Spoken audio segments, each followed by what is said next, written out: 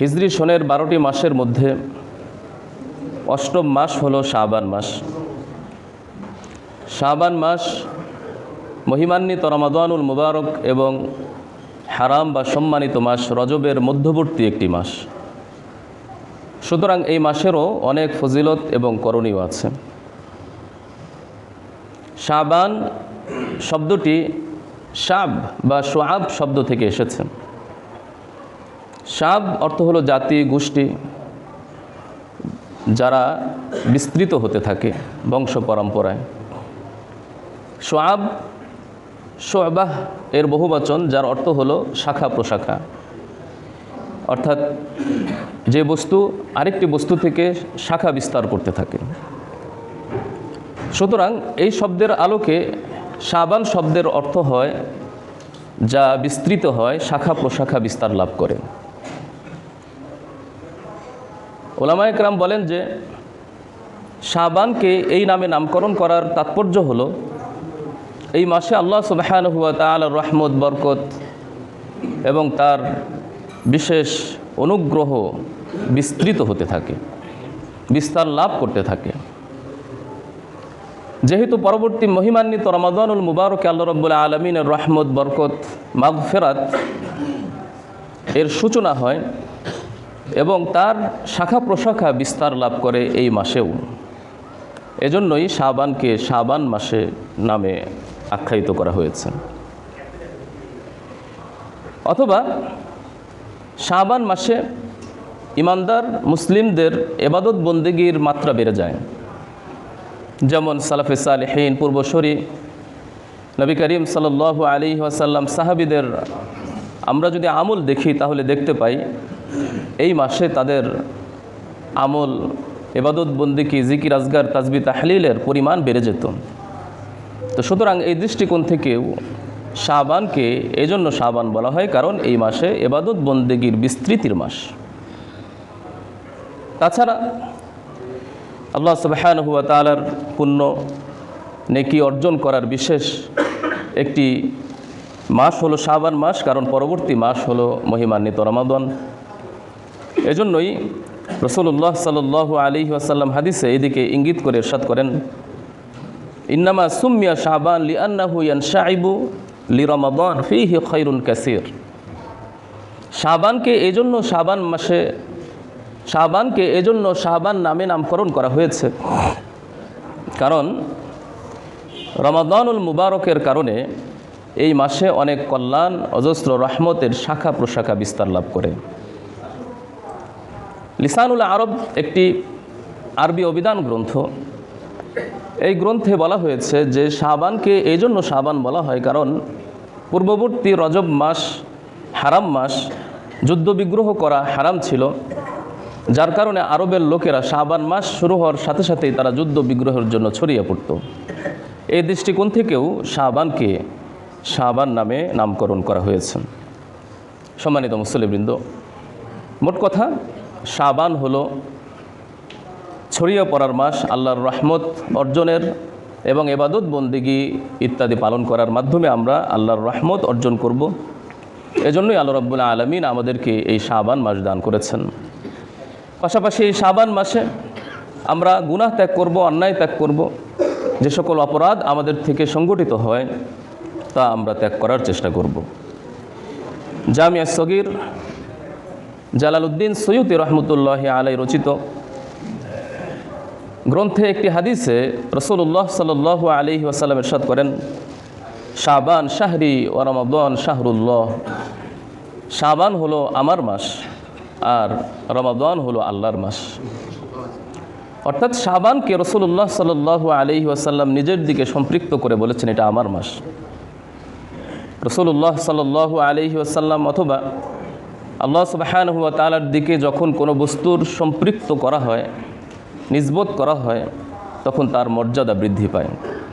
সুতরাং রাসূলুল্লাহ সাল্লাল্লাহু আলাইহি ওয়াসাল্লাম যখন বললেন যে এই মাস আমার মাস, এর মাধ্যমে এই মাসের গুরুত্ব, তাৎপর্য এবং ফজিলত অনেক বৃদ্ধি পেয়েছেন। তাছাড়া শাবান মাস হলো মহিমান্বিত রমাদানুল মুবারকের পূর্ব প্রস্তুতির মাস। আমরা জানি যে কোনো বিষয়, যে কোনো কাজ সুন্দর সুচারুরূপে যদি আমরা আঞ্জাম দিতে চাই, পূর্ব পরিকল্পনা পূর্ব প্রস্তুতি ছাড়া সেই কাজ সুন্দর সফলভাবে আঞ্জাম দেওয়া যায় না। তো সুতরাং আমাদের সামনে যেহেতু বরকতময় মহিমান্বিত রমাদানুল মুবারক আসছেন, সুতরাং তার জন্য পূর্ব প্রস্তুতি গ্রহণ করা জরুরি। পূর্ব প্রস্তুতি ছাড়া হঠাৎ করে যদি আমরা রমাদানুল মুবারক শুরু করি, তাহলে অনেক ত্রুটি বিচ্যুতি দেখা দিবে, এবাদতের মধ্যে একাগ্রতা আসতে লেট হবে, মনোযোগের সাথে এবাদত বন্দেগী করার ব্যাপারে আমাদের বিঘ্নতা ঘটবে। এজন্য আমরা যদি আগ থেকেই প্রস্তুতি গ্রহণ করি, যেমনটি সালাফে সালিহিনগণ প্রস্তুতি গ্রহণ করেছেন, তাহলে দেখা যাবে মহিমান্বিত রমাদানুল মুবারক আমাদের জন্য অত্যন্ত সুন্দর সুচারুরূপে কাটবে। আমরা ব্যতিক্রমী একটি মাস অতিক্রম করব, যার মাধ্যমে আল্লাহ তাআলার রহমত, বরকত, মাগফিরাত আমরা অর্জন করব। সম্মানিত মুসল্লিবৃন্দ, এজন্যই রাসূলুল্লাহ সাল্লাল্লাহু আলাইহি ওয়াসাল্লাম তিনি শাবান মাসে অনেক নফল সিয়াম পালন করতেন, নফল সালাত আদায় করতেন, তাসবিহ তাহলিল জিকির আজকার বৃদ্ধি করে দিতেন। নিজে আমল করার মাধ্যমে সাহাবীদেরকে আমলে উদ্বুদ্ধ করতেন।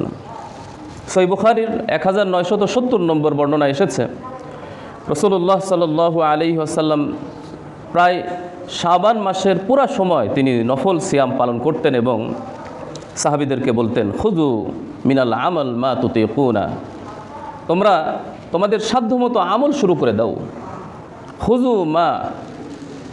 খুযু তোমরা শুরু করে দাও, মিনাল আমাল মা তুতিকুন, তোমাদের যতটুকু সামর্থ্য সেই আমল, সামর্থ্য অনুপাতে আমল শুরু করে দাও। ফাইন্নাল্লাহা লা ইয়ামাল্লু হাত্তা তামাল্লু, যতক্ষণ পর্যন্ত তোমরা ইবাদত বন্দেগী করতে করতে ক্লান্ত না হবে, আল্লাহ সুবহানাহু ওয়া তাআলা তোমাদের প্রতিদান দিতেও ক্লান্ত হবেন না। এর অর্থ হলো, তোমরা যতক্ষণ পর্যন্ত ইবাদত বন্দেগী করবে আল্লাহ তাআলা সওয়াব দিতে থাকবেন, আর যখন তোমরা ইবাদত ছেড়ে দিবে আল্লাহ তাআলা সওয়াব দেওয়া বন্ধ করে দিবেন। সুতরাং তোমরা আমল শুরু করে দাও। ওয়া আহাব্বুস সালাতি ইলান নবী সাল্লাল্লাহু আলাইহি ওয়াসাল্লাম মা দুইমা আলাইহি ওয়া ইন ক্বাল্লাত, আর রাসূলুল্লাহ সাল্লাল্লাহু আলাইহি ওয়াসাল্লামের আমলের বৈশিষ্ট্য ছিল এই যে তিনি ওই আমলকে বেশি পছন্দ করতেন যা নিয়মিত করা হয়, এবং সেটা অল্প হলেও একবার শুরু করলে রাসূল সাল্লাল্লাহু আলাইহি ওয়াসাল্লাম সে আমল ছাড়তেন না। এজন্য রাসূল সাল্লাল্লাহু আলাইহি ওয়াসাল্লামের কাছে সবচেয়ে প্রিয় নামাজ হলো সেই নামাজ যে নামাজ তিনি নিয়মিত করতেন, এবং সেটা কম হলেও অসুবিধা নেই। ওয়া ইন কানা ইদা সাল্লা সালাতান দাওয়ামা আলাইহা, রাসূল সাল্লাল্লাহু আলাইহি ওয়াসাল্লাম এভাবেই তিনি নামাজ আদায় করতেন, অর্থাৎ নফল নামাজ একবার যেটা শুরু করতেন সেটা তিনি ছাড়তেন না, নিয়মিতই সেটা আদায় করতেন।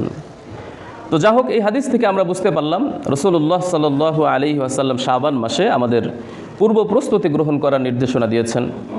সাধ্যমতো ইবাদত বন্দেগী, তাসবিহ তাহলিল, নামাজ, নফল সিয়াম ইত্যাদি পালন করে আমরা রমজানের জন্য পূর্ব প্রস্তুতি গ্রহণ করব, যেন আমরা মহিমান্বিত রমাদানুল মুবারক সুন্দরভাবে অতিবাহিত করতে পারি। সম্মানিত মুসল্লিবৃন্দ, সালাফি সালিহিনগণ, পূর্বসরী সাহাবী, তাবিঈনগণ, তারাও এ ব্যাপারে খুব যত্নশীল ছিলেন। নিজেরাও শাবান মাসকে গুরুত্ব সহকারে অতিবাহিত করতেন এবং অন্যদেরকেও সুন্দরভাবে এই শাবান মাস যেন অতিবাহিত করতে পারে তার জন্য উপদেশ দিতেন। আবু বকর আল ওয়াররাক আল বালখি একজন বিশিষ্ট তাবিঈ, তিনি বলেন যে শাহরু রজব শাহরু জারঈ, রজব মাস হলো বীজ বপন করার মাস, চাষাবাদ করার মাস। ওয়া শাহরু শাবান আস-সাকিয়ু লিজ-জারঈ, আর শাবান মাস হলো চাষাবাদের জন্য অথবা বীজের মধ্যে পানি বা বিভিন্ন ধরনের সার ইত্যাদি প্রয়োগ করার মাস। অর্থাৎ রজব মাস হলো বীজ বপনের মাস, আর শাবান মাস হলো পানি দেওয়ার মাস, পানি সিঞ্চন করার মাস বা সার দেওয়ার মাস। ও রমাদান শাহরু হাসাদিজ জারঈ, আর রমাদানুল মুবারক হলো ফসল কাটার মাস। রমাদানুল মুবারক হলো ফসল কাটার মাস। সুতরাং কোনো ব্যক্তি যদি রজব মাসে চাষাবাদ না করে, শাবান মাসে সার বা পানি দেয় সেটার পরিচর্যা না করে, তাহলে সে কীভাবে রমাদানুল মুবারকে ফল বা ফসল আহরণ করবে? সেই জন্য তিনি বলেন যে তোমরা এখন থেকেই প্রস্তুতি গ্রহণ করো, ইলা রজব শাহরুত তাওবাহ, শাবান শাহরুল মাহাব্বাহ, রমাদান শাহরুল কুরবাহ। এমনিভাবে অন্যান্য সালাফি সালেহিন এই উক্তিও তারা করেছেন যে রজব হলো তওবার মাস, রজব মাস হলো তওবার মাস। অর্থাৎ মহিমান্বিত রমাদানুল মুবারককে যদি সুন্দরভাবে কাটাতে চাই তাহলে 2 মাস আগ থেকেই তওবা করে নিজেকে সংশোধন করে নিতে হবে। ও শাবান শাহরুল মাহাব্বাহ, আর শাবান হচ্ছে মহাব্বতের মাস, আর রমাদান হচ্ছে নৈকট্য অর্জনের মাস। সুতরাং কোনো ব্যক্তি যদি রমাদানুল মুবারকে আল্লাহ তাআলার নৈকট্য অর্জন করতে চায় তাহলে 1-2 মাস আগ থেকেই প্রস্তুতি গ্রহণ করতে হবে, তাহলেই রমাদানুল মুবারক সুন্দরভাবে কাটানোর সুযোগ হবে। অন্যথায় পূর্বের ন্যায় হেলাই ফেলাই করে রমাদানুল মুবারক কেটে যাবে, কিন্তু আমরা এর সুফল অর্জন করতে পারবো না। সম্মানিত মুসল্লিবৃন্দ, তো সুতরাং শাবান মাসে আমাদের কিছু করণীয় আছে, আমাদের কিছু কর্মপরিকল্পনা থাকা দরকার যেন আমরা রমাদানুল মুবারককে সুন্দরভাবে কাটাতে পারি। সর্বপ্রথম যেই করণীয় বিভিন্ন হাদিস থেকে আমরা জানতে পারি, রাসূলুল্লাহ সাল্লাল্লাহু আলাইহি ওয়াসাল্লামের আমল থেকে আমরা বুঝতে পারি যে শাবান মাসের অন্যতম একটি সুন্নাহ হলো শাবান মাসের হিসাব রাখা, আরবি শাবান মাসের দিন তারিখ জানা এবং আজকে কত তারিখ আর কতদিন রমাদানুল মুবারকের জন্য বাকি আছে এই হিসাব রাখাও গুরুত্বপূর্ণ একটি সুন্নাহ। রাসূলুল্লাহ সাল্লাল্লাহু আলাইহি ওয়াসাল্লাম সাহাবীদেরকে নিজেরাও বেশি বেশি ইবাদত বন্দেগী করার জন্য শাবান মাসের হিসাব রাখতেন এবং কবে রমজান আসবে সেই রমজানের জন্য কিভাবে প্রস্তুতি গ্রহণ করতে হবে তার দিক নির্দেশনা দিতেন। আবু দাউদের 2325 নম্বর হাদিসে আয়েশা রাদিয়াল্লাহু তাআলা আনহা থেকে বর্ণিত হাদিসে এসেছে, তাকুলু কানা রাসূলুল্লাহ সাল্লাল্লাহু আলাইহি ওয়াসাল্লাম ইয়াতাহাফফাজু মিন শাবান মা লা ইয়াতাহাফফাজু মিন গায়রিহি। রাসূলুল্লাহ সাল্লাল্লাহু আলাইহি ওয়াসাল্লাম শাবানের দিন তারিখের ব্যাপারে যতটুকু যত্নশীল থাকতেন অন্য কোনো মাসের ব্যাপারে ততটুকু যত্নশীল থাকতেন না। থুম্মা ইয়াসুমু লিরুয়াতি রমাদান, এরপর শাবানের দিন তারিখ হিসাব করতে করতে যখন তিনি রমাদানুল মুবারকের চাঁদ দেখতেন তখন তিনি সিয়াম শুরু করতেন, অর্থাৎ রমজানের সিয়াম শুরু করতেন। তিরমিজির 687 নম্বর বর্ণনায় এসেছে, রাসূলুল্লাহ সাল্লাল্লাহু আলাইহি ওয়াসাল্লাম বলেন, আহসু হিলাল শাবান লি রমাদান, তোমরা শাবানের দিন তারিখের হিসাব রাখো রমজানের জন্য, অর্থাৎ রমজান যেন সুন্দরভাবে হিসাব রাখতে পারো, রমজান যেন ভালোভাবে উদযাপন করতে পারো, সূচনা করতে পারো, শুরু করতে পারো, এজন্য শাবানের দিন তারিখগুলোকে তোমরা স্মরণ করো এবং মনে রাখো। এভাবে রাসূলুল্লাহ সাল্লাল্লাহু আলাইহি ওয়াসাল্লামের গুরুত্বপূর্ণ এই মাসের একটি সুন্নাহ হলো শাবান মাসের দিন তারিখ হিসাব রাখা। যেমন আজকে শাবান মাসের 3 তারিখ, এভাবে আমরা প্রত্যেক দিন স্মরণ করব যে আজকে কয় তারিখ, এভাবে হিসাব করতে করতে আমরা রমজানের জন্য অপেক্ষায় থাকব। সম্মানিত মুসল্লিবৃন্দ, শাবান মাসের দ্বিতীয় গুরুত্বপূর্ণ আমল হলো নফল সিয়াম পালন করা। রাসূলুল্লাহ সাল্লাল্লাহু আলাইহি ওয়াসাল্লাম এই মাসে সবচেয়ে বেশি নফল সিয়াম পালন করেছেন, অর্থাৎ অন্যান্য যে মাসে তিনি নফল সিয়াম পালন করতেন তার থেকে শাবান মাসের নফল সিয়ামের পরিমাণ তার বেশি ছিল। এমনকি প্রায় পুরা মাসে তিনি নফল সিয়াম পালন করতেন, শেষের দিকে 1-2টা রোজা বাদ দিয়ে বাকি পুরাটাই তিনি সিয়াম পালন করতেন, এরকম বর্ণনা এসেছেন। সহিহ বুখারীর 1969 নম্বর বর্ণনা এসেছে, সাধারণত রাসূলুল্লাহ সাল্লাল্লাহু আলাইহি ওয়াসাল্লামের অভ্যাস ছিল যে যখন তিনি সিয়াম পালন শুরু করতেন আমরা মনে করতাম যে তিনি আর সিয়াম ভঙ্গ করবেন না, ছাড়বেন না। আবার যখন তিনি সিয়াম ভঙ্গ করতেন অর্থাৎ রোজা রাখতেন না তখন আমরা মনে করতাম যে তিনি আর সিয়াম শুরু করবেন না। কিন্তু আমি দেখেছি, অর্থাৎ আয়েশা রাদিয়াল্লাহু তাআলা আনহা বলেন যে আমি দেখেছি রাসূলুল্লাহ সাল্লাল্লাহু আলাইহি ওয়াসাল্লাম পুরা মাস সিয়াম পালন করেছেন, সেটি হলো রমাদানুল মুবারক, আর সবচেয়ে বেশি সিয়াম পালন করেছেন শাবান মাসে। অপর আরেকটি বর্ণনায় মুসলিমের 2612 নম্বর বর্ণনায় এসেছে, কানা নবী সাল্লাল্লাহু আলাইহি ওয়াসাল্লাম ইয়াসুমু শাবানা কুল্লাহু কানা ইয়াসুমু শাবান ইল্লা কালিলা, অর্থাৎ অল্প কিছুদিন বাদ দিয়ে বা অল্প 2-1 দিন বাদ দিয়ে প্রায় পুরা মাসই রাসূলুল্লাহ সাল্লাল্লাহু আলাইহি ওয়াসাল্লাম সিয়াম পালন করেছেন এই শাবান মাসে। সুতরাং বোঝা গেল যে শাবান মাসে নফল সিয়াম পালন করার গুরুত্ব অনেক, রাসূলুল্লাহ সাল্লাল্লাহু আলাইহি ওয়াসাল্লামের একটি গুরুত্বপূর্ণ সুন্নাহ। সুতরাং আমাদের যাদের সামর্থ্য আছে আমরা অবশ্যই এই মাসে বেশি বেশি সিয়াম পালন করব। সম্মানিত মুসল্লিবৃন্দ, একবার রাসূলুল্লাহ সাল্লাল্লাহু আলাইহি ওয়াসাল্লামকে জিজ্ঞাসা করা হয়েছিল, জি আল্লাহর রাসূল, আপনি কেন শাবান মাসে বেশি বেশি সিয়াম পালন করেন? সুনানে নাসাঈর 2357 নম্বর বর্ণনায় এই হাদিসটি এসেছেন। ওসামা ইবনে যায়েদ রাদিয়াল্লাহু তাআলা আনহু তিনি বলেন যে আমি রাসূলুল্লাহ সাল্লাল্লাহু আলাইহি ওয়াসাল্লামকে জিজ্ঞাসা করলাম, লাম আরাকা তাসুমু শাহরান মিনাশ শুহুর মা তাসুমু মিন শাবান, যে হে আল্লাহর রাসূল সাল্লাল্লাহু আলাইহি ওয়াসাল্লাম, আপনি যে পরিমাণ শাবান মাসে সিয়াম পালন করেন অন্য কোনো মাসে তো এই পরিমাণ সিয়াম পালন করতে দেখি না, এর কারণ কি? ক্বালা যালিকা শাহরুন ইয়াগফুলুন নাসু আনহু বাইনা রজব ওয়া রমাদান। রাসূলুল্লাহ সাল্লাল্লাহু আলাইহি ওয়াসাল্লাম বললেন যে এটি হলো এমন একটা মাস যে মাসের ব্যাপারে মানুষ উদাসীন থাকে। মানুষ মনে করে যে পূর্ববর্তী রজব মাস, মুহররম ইত্যাদি মাস যেহেতু যেরকম সম্মানিত, রজব মাসও সম্মানিত, এর অনেক গুরুত্ব, মানুষ অনেক ইবাদত বন্দেগী করে।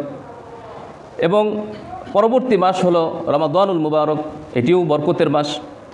মানুষ রমাদানুল মুবারকে বেশি বেশি ইবাদত বন্দেগী করে। দুই মাসের মধ্যবর্তী এই শাবান মাসের ব্যাপারে মানুষ উদাসীন থাকে, মানুষ ইবাদত বন্দেগী থেকে গাফেল থাকে। তো সুতরাং আমি মানুষদেরকে সতর্ক করার জন্য এই মাসে বেশি বেশি সিয়াম পালন করি। কারণ হুয়া শাহরুন তুরফাউ ফীহিল আমাল ইলা রব্বিল আলামিন, এই মাস হলো এমন একটি মাস যে মাসে রব্বুল আলামিনের কাছে মানুষের আমলসমূহ উত্থাপন করা হয়। ফা উহিব্বু আন ইউরফা আমালি ওয়া আনা সাইম, সুতরাং আমি পছন্দ করি যে আমারও আমল নামা আল্লাহর কাছে উত্থাপিত হবে এমত অবস্থায় যে আমি রোজাদার অবস্থায় আমার আমল যেন আল্লাহর কাছে উত্থাপিত হয়, এজন্যই আমি এই মাসে বেশি বেশি সিয়াম পালন করি। সম্মানিত মুসল্লিবৃন্দ, হাদিসে 3 রকম বর্ণনা এসেছে। কোনো বর্ণনায় এসেছে যে দৈনিক আমল আল্লাহর কাছে উত্থাপিত হয়। কোনো বর্ণনায় এসেছে সপ্তাহে 2 বার আল্লাহর কাছে আমল নামা উত্থাপিত হয় বা আমল উপস্থিত করা হয়। আর বর্ণিত এই হাদিসে বোঝা যাচ্ছে যে শাবান মাসে আল্লাহর কাছে আমল উত্থাপিত হয়। উলামা ইকরাম এই 3 ধরনের হাদিসকে সামঞ্জস্য বর্ণনা করেছেন বা তাদবিক দিয়েছেন এইভাবে যে বর্ণনায় এসেছে, যেমন সহিহ বুখারীর 555 নম্বর হাদিসে, সহিহ মুসলিমের 334 নম্বর বর্ণনায় এসেছেন, রাসূলুল্লাহ সাল্লাল্লাহু আলাইহি ওয়াসাল্লাম বলেন যে রাতের আমল দিনের আগেই আল্লাহর কাছে উপস্থিত করা হয় এবং দিনের আমল রাতের আগেই আল্লাহর কাছে উপস্থিত করা হয়। তো এর দ্বারা উদ্দেশ্য হলো দৈনিক আমল আল্লাহ রাব্বুল আলামিনের কাছে দৈনিক আমল উপস্থিত করা হয় এই পদ্ধতিতে, অর্থাৎ রাতের আমল দিনের আগেই এবং দিনের আমল রাতের আগেই। আবার আল্লাহ রাব্বুল আলামিনের কাছে সপ্তাহের ভিত্তিতে আমল উপস্থিত করা হয়। যেমন সহিহ মুসলিমের 6440 নম্বর বর্ণনা এসেছেন, রাসূলুল্লাহ সাল্লাল্লাহু আলাইহি ওয়াসাল্লাম বলেন প্রত্যেকের আমল প্রতি বৃহস্পতিবার এবং সোমবার উপস্থিত করা হয় আল্লাহর কাছে। তো সুতরাং এর দ্বারা উদ্দেশ্য হলো সাপ্তাহিক আমল আল্লাহর কাছে উপস্থিত করা হয় প্রতি বৃহস্পতিবার এবং সোমবার। এজন্য রাসূলুল্লাহ সাল্লাল্লাহু আলাইহি ওয়াসাল্লাম সপ্তাহে প্রতি বৃহস্পতিবার এবং সোমবার রোজা রাখেন, যেন তার আমল এমত অবস্থায় আল্লাহর কাছে উপস্থিত হয় যেন তিনি রোজাদার। অর্থাৎ নবী করিম সাল্লাল্লাহু আলাইহি ওয়াসাল্লাম সাইয়্যিদুল মুরসালিন রাহমাতুল লিল আলামিন, তিনি গুনাহ থেকে মুক্ত, নিষ্পাপ, মাসুম, তারপরেও তিনি এত অধিক হারে নফল সিয়াম পালন করেছেন অথচ তার কোনো গুনাহ ছিল না। এর দ্বারা মূলত উদ্দেশ্য হলো আমাদেরকে উদ্বুদ্ধ করা, আমরা যেন আমাদের এই গুনাহ মোচনের জন্য বেশি বেশি নেক আমল করি, সিয়াম পালন করি। এজন্য রাসূলুল্লাহ সাল্লাল্লাহু আলাইহি ওয়াসাল্লাম আমাদেরকে দিক নির্দেশনা দিয়েছেন। বাৎসরিক ভিত্তিতেও আল্লাহর কাছে আমল উপস্থিত হয়, যেটা পূর্বে উল্লেখিত হাদিস থেকে আপনারা বুঝতে পেরেছেন। শাবান মাসে আল্লাহর কাছে আমল উপস্থিত করা হয়, এর অর্থ হলো প্রতি বৎসরে একবার। আর সারা জীবনের জন্য একবার আমল আল্লাহর কাছে উপস্থিত করা হয়, আর তা হলো মানুষ যখন মৃত্যুবরণ করে, মানুষ যখন মারা যায় তখন চূড়ান্ত রূপে আল্লাহ রাব্বুল আলামিনের কাছে আমল উপস্থিত করা হয়। যা হোক, রাসূলুল্লাহ সাল্লাল্লাহু আলাইহি ওয়াসাল্লাম শাবান মাসে বেশি বেশি নফল সিয়াম এজন্য পালন করেছেন যেন আমরা সচেতন হই, আমরা যেন রমাদানুল মুবারকের পূর্ব প্রস্তুতি গ্রহণ করতে পারি। এজন্য রাসূলুল্লাহ সাল্লাল্লাহু আলাইহি ওয়াসাল্লাম তিনি নিজেও সিয়াম পালন করেছেন এবং আমাদেরকে সিয়াম পালন করার জন্য উদ্বুদ্ধ করেছেন। আর এর মাধ্যমে মাহে রমাদানকে স্বাগতম জানানো হবে, সুস্বাগতম সাদর সম্ভাষণ জানানোর একটা সুযোগ, যে আমরা অপেক্ষমান আছি, আমরা অধীর আগ্রহে আমরা অপেক্ষমান যে সিয়াম রমাদানুল মুবারক কখন হবে, কখন আসবে, এর অপেক্ষায় অপেক্ষমান থাকাও মূলত উদ্দেশ্য। সম্মানিত মুসল্লিবৃন্দ, তো যা হোক, দ্বিতীয় আমল সম্পর্কে আমরা জানতে পারলাম, সেটি হলো অধিক হারে নফল সিয়াম পালন করা। তো সুতরাং আমরা যথাসম্ভব সিয়াম পালন করব, তবে শাবান মাসের শেষ দিকের 1-2 দিন সিয়াম আমরা পালন করব না, কারণ এই ব্যাপারে নিষেধাজ্ঞা এসেছে। আবার রাসূল সাল্লাল্লাহু আলাইহি ওয়াসাল্লাম এই কথাও বলেছেন, কোনো ব্যক্তি যদি প্রত্যেক সোমবার বৃহস্পতিবার রোজা রাখেন, আবার সেই বৃহস্পতিবার বা সোমবার যদি শাবান মাসের 29 তারিখ বা 28 তারিখের মধ্যে পড়ে, তাহলেও সে নফল সিয়াম পালন করতে পারবে। আর যারা সাধারণত সিয়াম পালন করেন না কিন্তু শাবান মাসের সিয়াম পালন করছেন, তারা শেষের দিকের সিয়াম পালন করবেন না, বরং তারা এর আগে থেকে, অর্থাৎ শাবান মাসের শুরু থেকে নিয়ে প্রায় শেষ সপ্তাহ পর্যন্ত সিয়াম পালন করতে পারবেন। সম্মানিত মুসল্লিবৃন্দ, তৃতীয় আমল হলো, আমাদের অনেকেরই অসুস্থতার কারণে, বিশেষ করে মা বোনদের অসুস্থতার কারণে, অথবা আমরা যারা পুরুষ আছি আমাদেরও বিভিন্ন অসুস্থতার কারণে অনেকের সিয়াম কাজা হয়েছে। সুতরাং সেই সিয়ামগুলো কাজা আদায় করা খুব জরুরি। এজন্য সবচেয়ে উত্তম হলো পূর্ববর্তী সিয়ামের কাজাগুলো পরবর্তী মাহে রমজান আসার আগেই আদায় করে নেওয়া, এটাই হচ্ছে উত্তম। এজন্য আয়েশা রাদিয়াল্লাহু তাআলা আনহা তিনি শাবান মাসে বিগত রমাদানুল মুবারকের যে কাজাগুলো ছিল সেগুলি আদায় করে নিতেন। হাদিসে এসেছে সহিহ বুখারীর 1950 নম্বর বর্ণনায় যে আমি বিভিন্ন ব্যস্ততার কারণে বা অসুস্থতার কারণে বা রাসূল সাল্লাল্লাহু আলাইহি ওয়াসাল্লামের সেবা করার কারণে অনেক সময় আমি রমাদানুল মুবারকের সিয়াম পালন করতে পারি নাই, তো সুতরাং সেগুলি আমি শাবান মাসে আদায় করে নিই। তো সুতরাং বোঝা গেল যে শাবান মাসে আমরা নফল সিয়ামের পাশাপাশি কোনো কাজা সিয়াম হয়ে গেলে সেটারও আমরা আদায় করে নিব, যেন আমরা পরিপূর্ণরূপে সুন্দর এবং পরিপূর্ণরূপে আমরা রমাদানুল মুবারক শুরু করতে পারি, পূর্ববর্তী কোনো কাজা না থাকে, এই ব্যাপারে আমরা সতর্ক থাকতে পারি। সম্মানিত মুসল্লিবৃন্দ, চতুর্থ আমল হলো বেশি বেশি অন্যান্য নেক আমল করব, যেমন নফল নামাজ আমরা বেশি বেশি আদায় করব, কোরআন তেলাওয়াত করব, জিকির আজকার তাসবিহ তাহলিল, বিশেষ করে দরুদ ইস্তেগফার, এগুলি আমরা বেশি বেশি আদায় করব। কোরআনুল কারীম বেশি বেশি তেলাওয়াত করব, যেহেতু সামনে কোরআন নাজিরের মাস রমাদানুল মুবারক আসছে, সুতরাং তার সাথে কোরআনের সাথে নিজের সম্পর্ক বৃদ্ধি করার জন্য এখন থেকেই আমরা কোরআনের সাথে বেশি বেশি আমল জুড়ে দিব এবং কোরআন তেলাওয়াত বেশি বেশি করে করা শুরু করব। হাদিসেও এসেছে এবং সালাফে সালেহিন পূর্ববর্তী অনেক ইমামগণের বর্ণনা এসেছে যে তারা কিভাবে শাবান মাস থেকেই কোরআন তেলাওয়াত শুরু করতেন। আনাসিন ক্বালা কানাল মুসলিমুন, আনাস রাদিয়াল্লাহু তাআলা আনহু বলেন যে সাহাবীরা ইদা দাখলা শাবান আকাব্বু আলাল মাসাহিফ, যখন শাবান মাস শুরু হয়ে যেত তখন সাহাবীরা তারা কোরআনের উপর একেবারে অধমুখী হয়ে বসে যেতেন, মানে কোরআন পড়ায় নিমগ্ন হয়ে যেতেন। ফাকারা উহা, এবং তারা কোরআন পাঠ করতেন। ওয়া আখরাজু যাকাতা আমওয়ালিহিম, এবং তারা জাকাতের হিসাব শুরু করে দিতেন যে কখন কিভাবে কাদেরকে জাকাত দিবে, আমার কতটুকু সম্পদ আছে, জাকাত কিভাবে দিব, এইভাবে তারা প্রস্তুতি গ্রহণ করতেন। সম্মানিত মুসল্লিবৃন্দ, বেশি বেশি আমরা দোয়া করব। দোয়ার ব্যাপারে এসেছে যে রাসূলুল্লাহ সাল্লাল্লাহু আলাইহি ওয়াসাল্লাম যখন রজব মাস শুরু হয়ে যেত তখন থেকেই তিনি দোয়া শুরু করতেন, আল্লাহুম্মা বারিক লানা ফি রজব ওয়া শাবান ওয়া বাল্লিগনা রমাদান। হে আল্লাহ, আপনি আমাদেরকে রজব এবং শাবানে বরকত দান করেন, অর্থাৎ আমরা যেন বেশি বেশি ইবাদত বন্দেগী করতে পারি, আমাদের ইবাদতের মাত্রা আগ্রহ উদ্দীপনা যেন বৃদ্ধি পায়, সুতরাং বরকত দান করুন। ওয়া বাল্লিগনা রমাদান, এবং আপনি আমাদেরকে রমজান পর্যন্ত পৌঁছিয়ে দেন, যেন এই প্রস্তুতি গ্রহণ করে রমজানুল মুবারকে আমরা বেশি বেশি ইবাদত করতে পারি এবং রমাদানুল মুবারকের ফজিলত, রহমত, মাগফিরাত এবং জাহান্নাম থেকে নিষ্কৃতির এবং আল্লাহ তাআলার পক্ষ থেকে ক্ষমার আমরা ঘোষণা এবং সুসংবাদ অর্জন করতে পারি। এজন্য রাসূলুল্লাহ সাল্লাল্লাহু আলাইহি ওয়াসাল্লাম এভাবে দোয়া করতেন, আল্লাহুম্মা বারিক লানা ফি রজব ওয়া শাবান ওয়া বাল্লিগনা রমাদান। আসলে সাহাবীদের এটি একটা আমল ছিল যে রমজান পাওয়ার জন্য তারা দোয়া করতেন, আর এই দোয়াটি প্রত্যেকের নিজ নিজ অবস্থান থেকে নিজ নিজ ভাষায় হতে পারে, নির্দিষ্ট ভাষাই হতে হবে জরুরি না। আপনি যেভাবে চান বা আপনার আন্তরিকতা যেভাবে ফুটে ওঠে সেভাবে আপনি দোয়া করতে পারেন। তো সুতরাং এর জন্য নির্দিষ্ট শব্দ বা বাক্য জরুরি না। মুআল্লা ইবনুল ফজল তিনি বলেন যে কানু ইয়াদউন আল্লাহ সিত্তাতা আশহুরিন।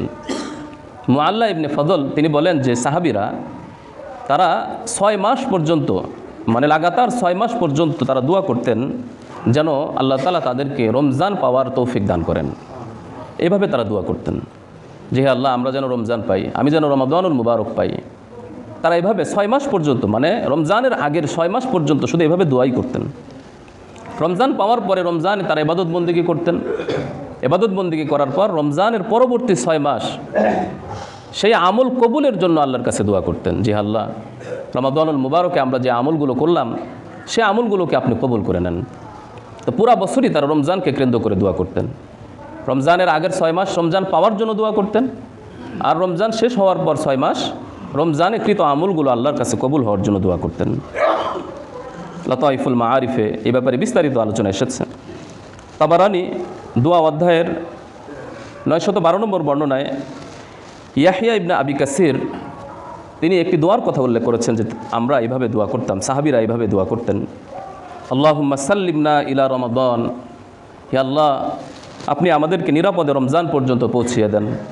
ওয়া সাল্লিম লানা রমাদান, এবং রমজান আমাদের জন্য নিরাপদ রাখুন, আমরা যেন নির্বিঘ্নে সুন্দরভাবে রমজান কাটাতে পারি, সকল প্রকার অসুস্থতা, বিপদ, দুর্যোগ, দুর্বিপাক থেকে মুক্ত হয়ে নিরাপদে যেন আমরা রমজান কাটাতে পারি, সেই তৌফিক দান করেন।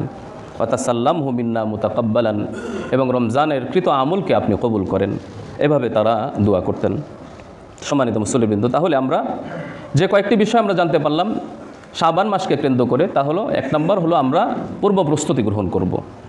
2 আমরা বেশি বেশি নফল সিয়াম পালন করব। 3 শাবান মাসের হিসাব রাখব, অর্থাৎ শাবান মাসের দিন তারিখ, আজকে কয় তারিখ, এভাবে আমরা শাবান মাসের হিসাব রাখব। এরপর বেশি বেশি অন্যান্য আরও যত ইবাদত বন্দিগি আছে, জিকির, তেলাওয়াত, তাসবিহ, তাহলিল, দরুদ ইত্যাদি, ইস্তেগফার, তওবা, এগুলো আমরা বেশি বেশি করব। এরপর আমরা আল্লাহর কাছে বেশি বেশি দোয়া করতে থাকব। এই কয়েকটি আমলের কথা আমরা বললাম। পূর্ব প্রস্তুতি কিভাবে হবে? পূর্ব প্রস্তুতির জন্য আমাদের সর্বপ্রথম তওবা করতে হবে, ইস্তেগফার করতে হবে। আমরা তওবা করব, ইস্তেগফার করব, এটা পূর্ব প্রস্তুতির সর্বপ্রথম শর্ত। কারণ আমি যদি এখন তওবা করে ইস্তেগফার করে নিজেকে সংশোধন করে নিতে পারি, তাহলে আমি ইবাদতে মনোনিবেশ করতে পারবো, অন্যথায় আমার ইবাদত সুন্দর হবে না, নিখাত হবে না।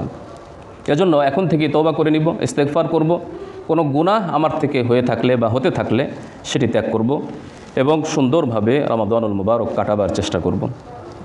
রমজান পাওয়ার জন্য অধীর আগ্রহে অপেক্ষমান থাকব এবং আমরা অপেক্ষায় থাকব যে রমজান কবে আসবে। মানসিকভাবে প্রস্তুতি গ্রহণ করব যে রমজান যখন আসবে তখন সুন্দরভাবে সিয়াম পালন করব, তারাবি পড়ব, সেহরি, ইফতার, কোরআন তেলাওয়াত ইত্যাদি আমরা করব, শুনব। এরকম অধীর আগ্রহে অপেক্ষায় অপেক্ষমান থাকা। রমজানের ফজিলত জানার চেষ্টা করা, পরিবারের লোকদেরকে সেটা জানানোর চেষ্টা করা, বাচ্চাদেরকে জানানোর চেষ্টা করা এবং প্রয়োজনীয় যে সকল মাসআলাগুলো আছে সেগুলি জেনে নেওয়া যেন সিয়ামগুলো সুন্দরভাবে আদায় করা যায়। সাহরি, ইফতারের সংশ্লিষ্ট যে সকল মাসালাগুলো আছে, সিয়াম সংশ্লিষ্ট যে সকল মাসালা আছে, জাকাত সংশ্লিষ্ট যে সকল মাসালাগুলো আছে, আমরা সেগুলি জানার চেষ্টা করব যেন এই সকল আমলগুলোকে আমরা সুন্দরভাবে করতে পারি। রুটিন তৈরি করে নিব যে আমরা সিয়াম কিভাবে পালন করব, রমাদানুল মুবারকে কখন কতটুকু তেলাওয়াত করব, কিভাবে দান সাদাকা করব, কখন ঘুমাবো, কখন ঘুম থেকে জাগ্রত হব, এটা একটা রুটিন তৈরি করে নিব। তাহলে আমল করা আমাদের জন্য সহজ হয়ে যাবে। এবং রমাদানুল মুবারকে আমরা অনেক সময় ব্যস্ততার কারণে সুন্দরভাবে ইবাদত বন্দেগী করতে পারি না। তো আমরা আগেই পূর্ব পরিকল্পনা করে নিব, হাতে ব্যস্ততা থাকলে সে ব্যস্ততা কমিয়ে নিব, অর্থাৎ রমজানুল মুবারকের ব্যস্ততা আমরা কমিয়ে এই মাসে করে রমাদানুল মুবারককে আমরা ব্যস্ততা থেকে মুক্ত থাকব এবং ইবাদত বন্দেগীতে কাটাবার চেষ্টা করব। এভাবে আমরা পূর্ব প্রস্তুতি গ্রহণ করব, সকল প্রকার গুনাহ এবং অন্যায় ত্যাগ করব। এইভাবে যদি আমরা রমাদানুল মুবারকের পূর্ব প্রস্তুতি গ্রহণ করতে পারি তাহলে নিঃসন্দেহে আমরা এই কথা বলতে পারবো যে আগত রমাদান আমরা একটি ব্যতিক্রমী রমজান হিসেবে কাটাতে পারবো, যেটা আমাদের নাজাতের জন্য উসিলা হয়ে যাবে। আল্লাহ তাআলা আমাদের সকলকে বোঝার এবং আমল করার তৌফিক দান করুন, আমিন। যারা সুন্নত পড়িনি সুন্নত আদায় করি।